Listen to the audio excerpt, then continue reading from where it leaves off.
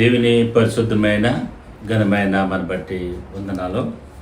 ఈ దినము ప్రభు నామములో కూడా ఉన్న ప్రతి ఒక్కరిని బట్టి ప్రత్యేకమైన వందనాలు.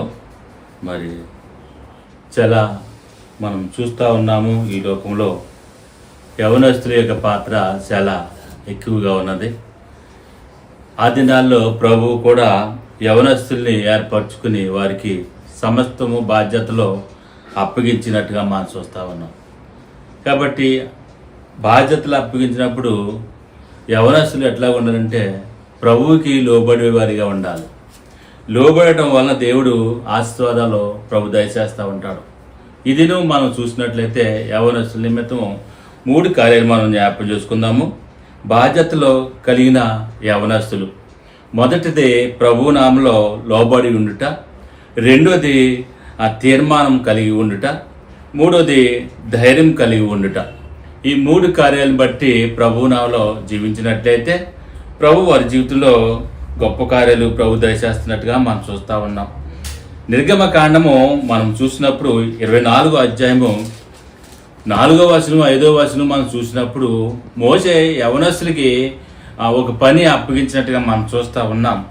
ఈ దినము ప్రభు నామములో ఆ దినాల్లో చేసినట్టుగా ఈ దినాల్లో కూడా ప్రభు నామములో ఆ బాధ్యతలో అనుసరించి అంగీకరించి ప్రభువుని వెంబడిస్తే జీవితంలో గొప్ప కార్యాలు యవనస్తులు చూస్తూ ఉంటారు.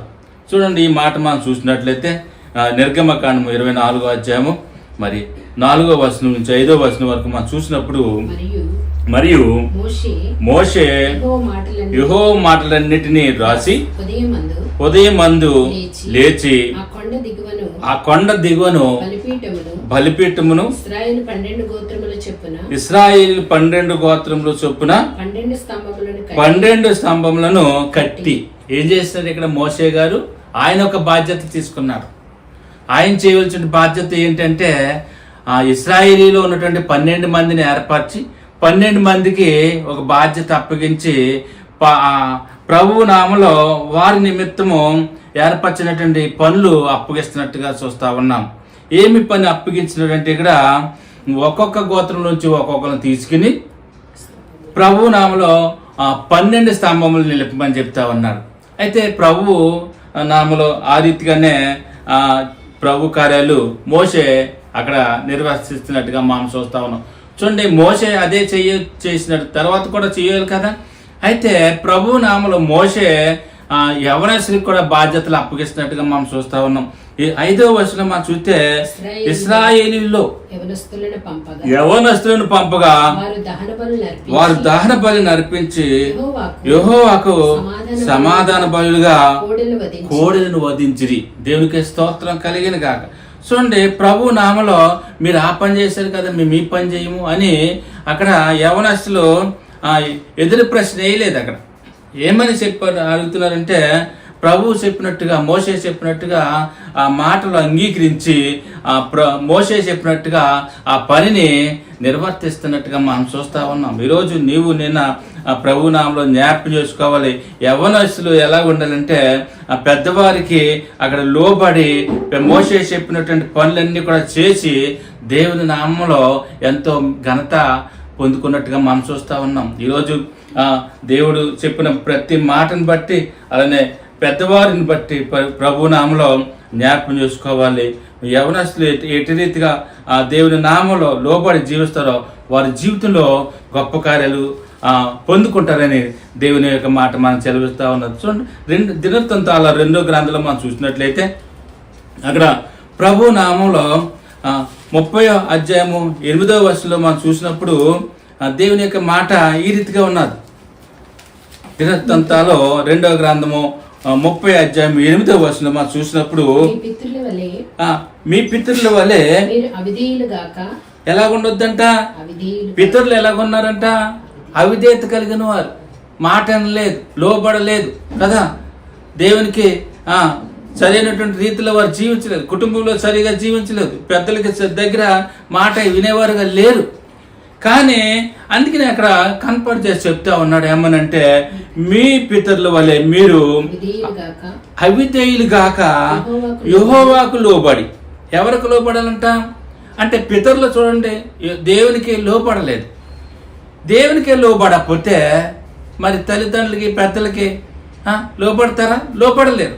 అందుకనే ప్రభు నామలో లోబడి జీవించేవారిగా ఉండాలని ఇక్కడ మాట సెలవిస్తా ఉన్నారు. ఆయన శాశ్వతంగా పరిశుద్ధపరిచిన ఆయన పరిశుద్ధ మందిరంలో ప్రవేశించి మీ దేవుడైన యెహోవా మహోగ్రత మీ మీద నుండి తొలగిపోనట్లు ఆయన సేవించుడి. ఆయన సేవిస్తే ఏమైతుందంట?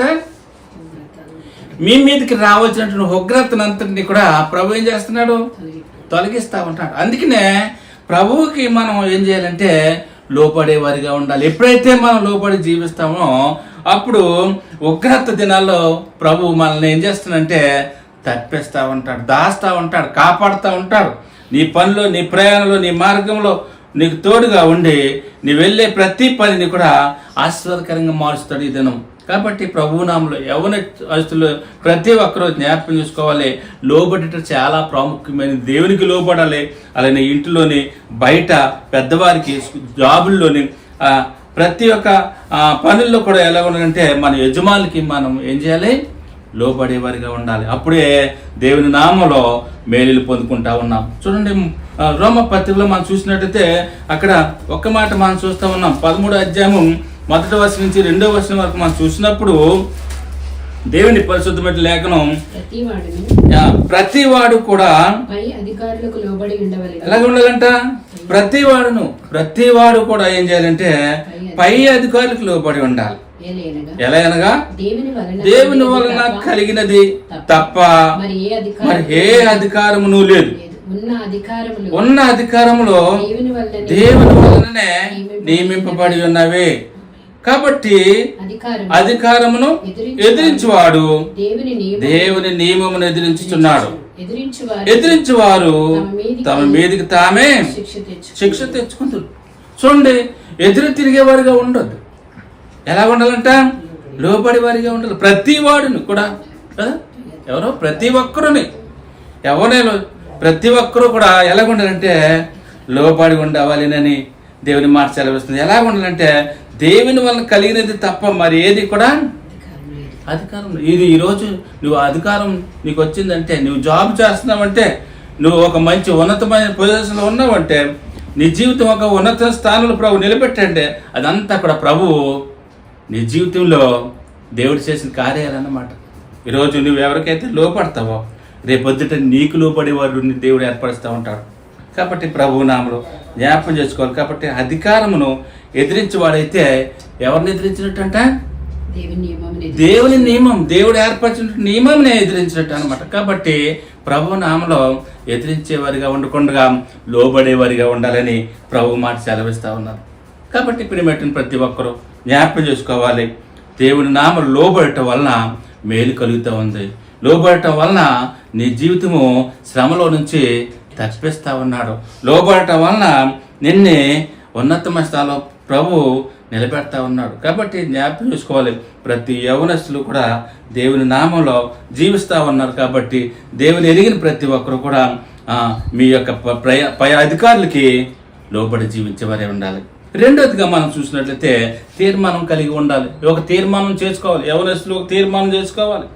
దావీదు వలె తీర్మానం చేసుకోవాలి. ఏకోనే లేచి చాలా రాత్రులు ఉన్నప్పటికీ కూడా ఆయన లేచి ప్రార్థన చేస్తూ నేను రోజుకి 3 సార్లు ప్రార్థన చేస్తాను ఒక తీర్మానం కలిగినాడు.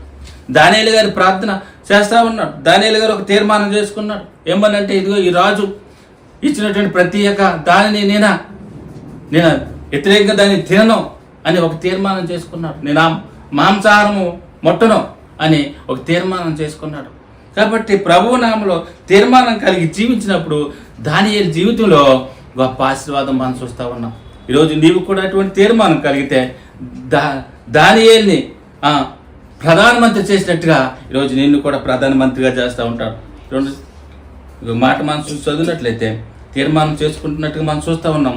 1 సమూయేలు 9వ అధ్యాయం మనం చూసినప్పుడు 1వ వచనం నుంచి 5వ వచనం వరకు మనం చూస్తే ప్రభు నామములో కుమారుడు ఒక తీర్మానం చేసుకుంటా ఉన్నాడు. ఏమని తీర్మానం చేసుకున్నాడు చూడండి. అక్కడ అపియాకు పుట్టిన బెకోరెతు కుమారుడైన జననమైన అబీయేలు కుమారుడగు కీషు అను బెన్యామీనుడు ఒకడు ఉండెను. కీషు భాగ్యవంతుడగు ఒక బెన్యామీనుడు. అతను ఎవరంట? కీషు ఎలాంటి వాడు? భాగ్యవంతుడు, ఒక బెన్యామీనుడు అంటున్నాడు కదా.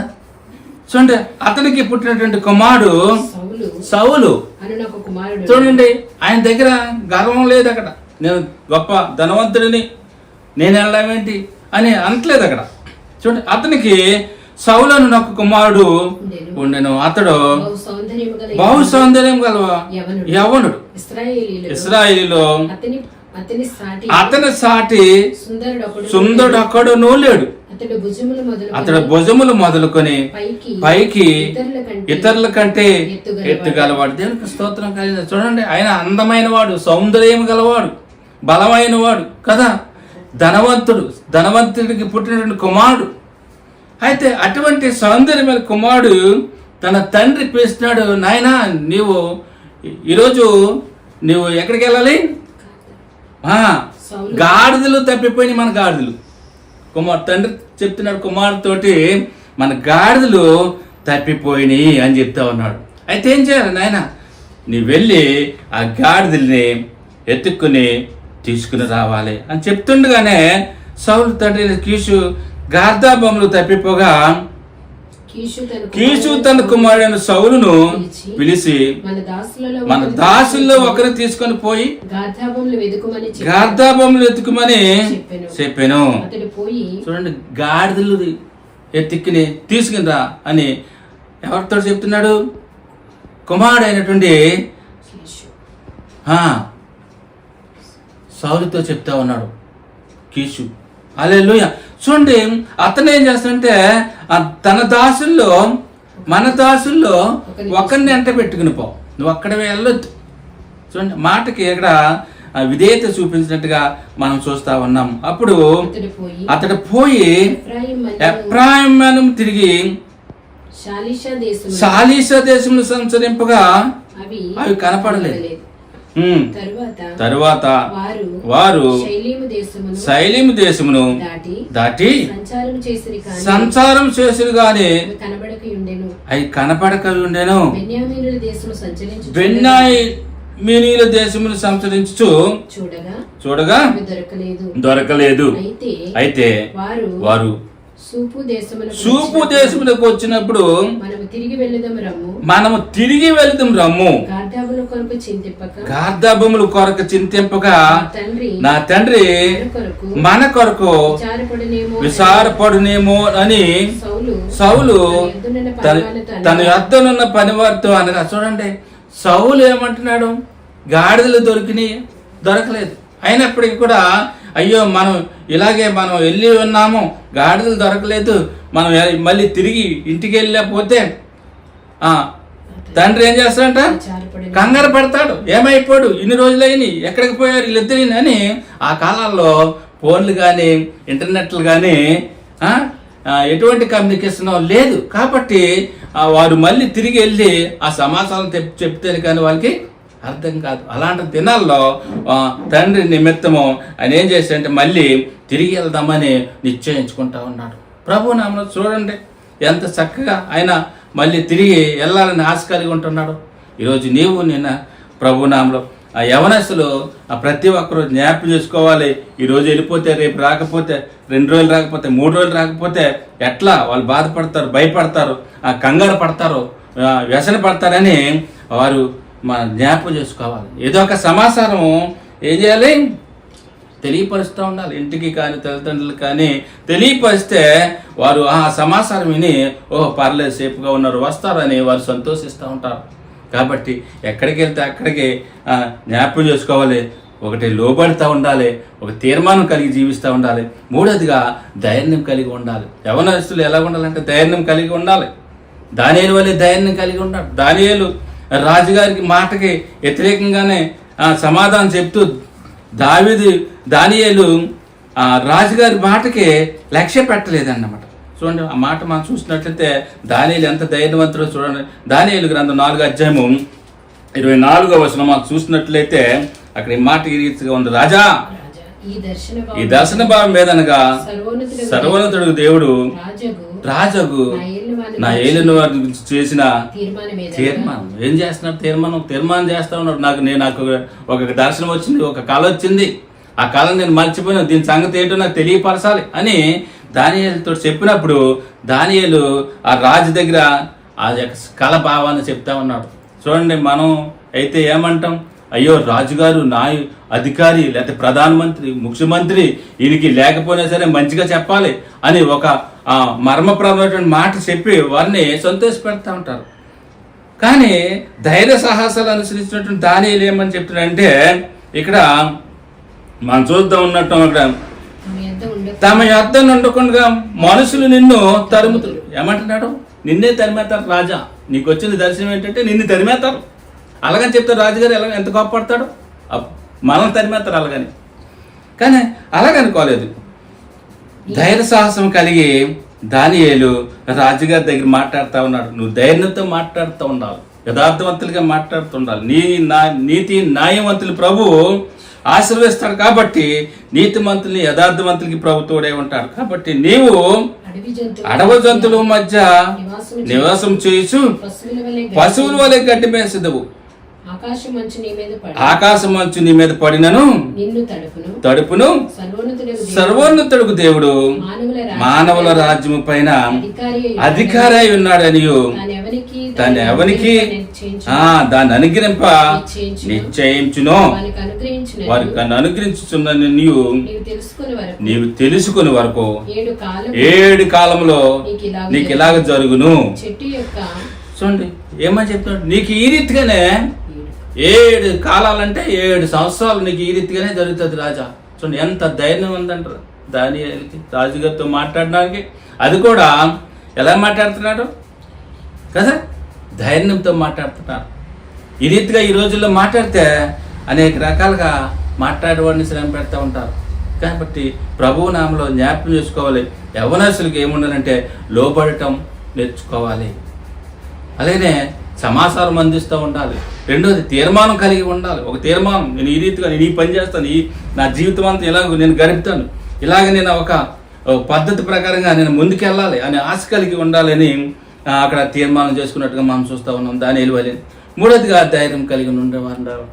కాబట్టి ప్రభు నామంలో యవనస్తులు ఆ రీతిగా మనం ఉంటే యవనస్తులు దేవుడు ఆశీర్వదిస్తూ ఉంటాడు. యవనస్తులకి ఏం అప్పగించాడు? పని అప్పగించినాడు, భారం అప్పగించినాడు. మోషే బాధ్యత అప్పగించాడు. ఆ బాధ్యతని ఎంతో చక్కగా పనిని నిర్వర్తించి దేవుని నామంలో జీవించినప్పుడు, ఆ శ్రమ వచ్చినప్పుడు, సమస్య వచ్చినప్పుడు వారు తప్పించబడతారని చెప్తూ ఉన్నాడు దేవుడు.